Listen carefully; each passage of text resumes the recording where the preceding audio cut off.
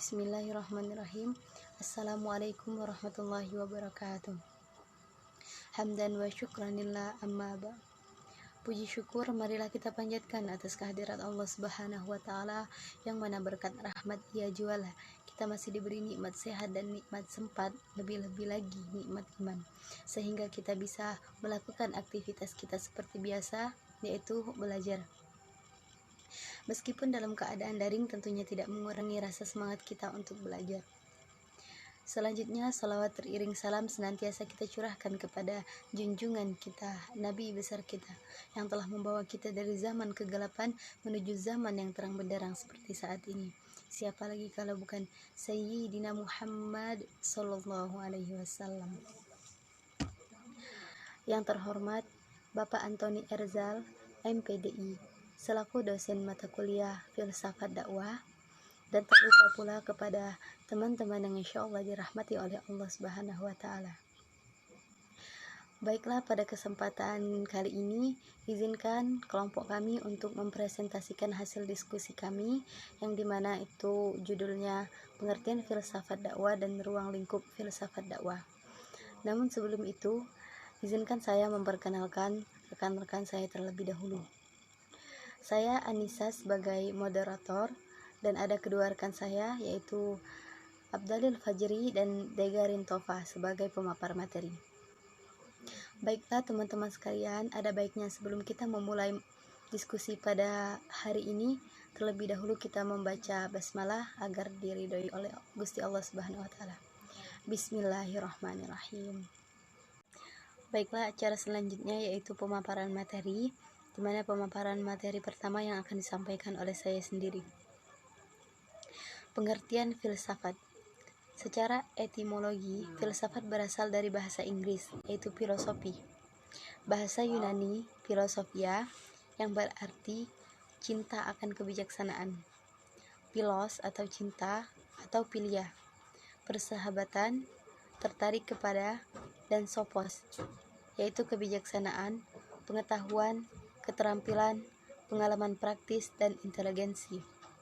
Sedangkan menurut terminologi adalah pengetahuan yang berminat mencapai kebenaran yang asli. Jadi, filsafat adalah berpikiran merasa sedalam-dalamnya terhadap segala sesuatu sampai ke inti.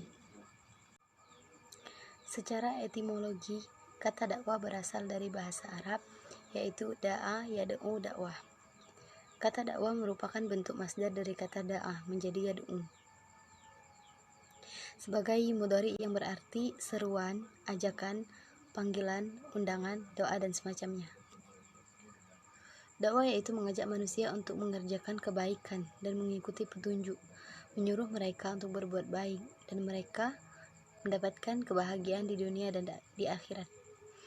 Baiklah, terima kasih. Selanjutnya, materi yang akan disampaikan oleh saudara Abdalil Fajri. Kepadanya dipersilahkan. Assalamualaikum warahmatullahi wabarakatuh. Nama saya Abdalil Fajri. Di sini saya akan melanjutkan materi yang diberikan oleh Anissa mengenai ciri-ciri filsafat. Ciri-ciri filsafat adalah berpikir segala sesuatu yang ada, berpikir yang konsepsional, mendasar dan menyentuh esensi yang dipikirkan. Adapun ciri-cirinya yaitu sebagai berikut. 1. Metodis, menggunakan metode yang lazim digunakan oleh para filsuf dalam proses berpikir filsafat. Yang kedua, sistematis, yaitu dalam berpikir masing-masing unsur berkaitan satu sama lain secara teratur dalam satu keseluruhan. Yang ketiga, koheren, yaitu dalam berpikir unsur-unsur tidak boleh mengandung uraian yang bertentangan satu sama lain, namun juga memuat uraian yang logis. Yang keempat, rasional, yaitu harus berdasarkan pada kaidah berpikir yang benar. Yang kelima, komprehensif, yaitu berpikir secara menyeluruh. Yang keenam, radikal, yaitu berpikir secara mendalam. Yang kemudian yaitu universal, yaitu muatan kebenarannya sampai pada tingkat umum. Yang kedelapan, bebas, yaitu sampai ke batas-batas yang berada di luar pemikiran. Ini bebas dari prasangka-prasangka sosial, historis, kultural, religius.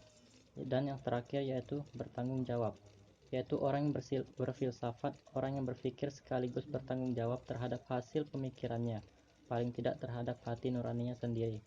Terima kasih. Itulah tadi materi yang telah disampaikan oleh saudara Abdul Fajri. Baiklah, materi selanjutnya yang akan dilanjutkan oleh saudara Dega. Kepada saudara Dega, dipersilahkan. Baiklah, perkenalkan, nama saya Degerinto Padma Putra. Saya akan membacakan materi yang kedua, yaitu tentang ruang lingkup filsafat. Ruang lingkup filsafat dakwah. Objek materi filsafat. Menurut René Descartes, objek materi filsafat meliputi Tuhan, alam, dan manusia. B. Objek formal filsafat. Dijelaskan oleh I.R. Puja Wijatna, objek formal adalah objek materi yang disoroti oleh suatu ilmu. Maka berbeda dengan teologi sekalipun antara keduanya mempunyai objek materi yang sama, yaitu tentang ketuhanan. C. Objek materi ilmu dakwah. Objek materi ilmu dakwah adalah manusia-manusia digambarkan oleh Allah SWT dalam Al-Quran sebagai makhluk yang terpuji atau khalifah. D. Objek formal ilmu dakwah. Objek formal ilmu dakwah adalah ilmu yang mempelajari tentang proses transformasi ajaran Islam dalam suatu aktivitas orang beriman untuk keselamatan manusia di dunia sampai akhirat kelak. E. Objek materi dan objek formal ilmu dakwah. Dengan ditetapkan objek ilmu dakwah baik secara materi maupun secara formal, maka secara keseluruhan ketetapan-ketetapan tersebut menjadi objek materi dari filsafat dakwah. Sementara objek formalnya adalah berpikir secara mendalam, radikal, dan universal untuk mendapatkan suatu kebenaran sejauh yang dapat dipikirkan oleh manusia. Selanjutnya, apa manfaat mempelajari filsafat dakwah? Pentingnya mempelajari filsafat dakwah adalah: yang pertama, banyaknya orang yang menganggap bahwa suatu filsafat tidak lebih dari keyakinan atau pendapat pribadi belaka. Banyak juga yang mengasosiasikan filsafat dengan studi humaniora saja, tanpa menyadari bahwa di dalam matematika dan ilmu pengetahuan yang lainnya pun terkandung permasalahan filsafat. Yang kedua, dengan belajar filsafat, kita akan dilatih menjadi manusia yang utuh, yakni yang mampu berpikir mendalam, rasional, komunikatif. Apapun profesi kita, kemampuan ini amat dibutuhkan di sisi lain. Dengan belajar filsafat, kita juga akan memiliki pengetahuan yang luas. Baiklah, itulah materi yang saya sampaikan. Terima kasih. Wassalamualaikum warahmatullahi wabarakatuh. Itulah tadi materi yang telah disampaikan oleh saudara Dega. Baiklah, acara selanjutnya yaitu sesi tanya jawab. Kepada teman-teman yang ingin bertanya, kami persilahkan. Baiklah teman-teman, selesai sudah diskusi kita pada hari ini. Saya mewakili rekan-rekan saya, mohon maaf apabila ada kata yang salah ataupun dalam penulisan. Kami mohon maaf, kepada Allah kami mohon ampun.